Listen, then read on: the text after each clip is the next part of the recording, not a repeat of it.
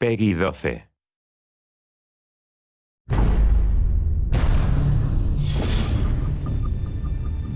What things like the film allow Green Lantern to do is come alive for real. You see the constructs come to life. You see that energy dissipate. You hear the sounds. You see the big scopes of Oa and Zamora and all these other planets. There's something about Hal Jordan himself, because unlike every other superhero, Hal Jordan and Green Lantern are essentially the same. He is a bit of a throwback character. Hal! He comes from that generation of the right stuff. He is a daredevil. He's a guy who leaps first and then thinks on the way down. There's something I really love about his gut instinct. Your name? Hal Jordan. The ring chose you. I think Hal is an incredible superhero and a unique Green Lantern because he brings something to the table that the other Corps can't, and that he's willing to face his fear and admit that it exists and use it in order to become the greatest Green Lantern of them all. Ryan Reynolds is the perfect Hal Jordan for me. He has that humor, he has that swagger, that cockiness. When the chips are down, he really gets serious. He really steps up to the plate. The ring said it was a great responsibility. Responsibility? You? Let's hope so. Well, the great thing about Green Lantern Rise of the Manhunters is that there was a lot of time and energy and effort spent on making sure that it didn't repeat the movie.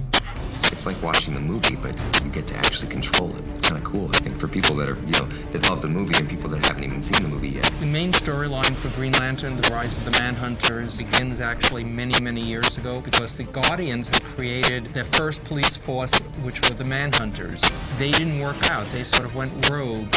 So the Guardians discarded them and created the actual Green Lantern Corps. But now the Manhunters have come back, and they intend to destroy the Guardians and the Green Lanterns.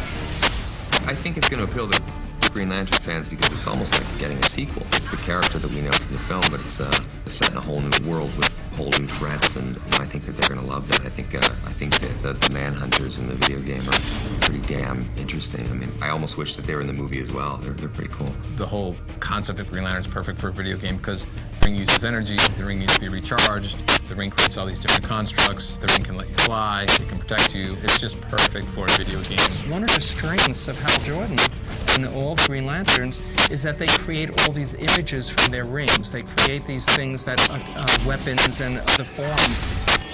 That is so great within the context of video games. The best part about it is co-oping with Sinestro.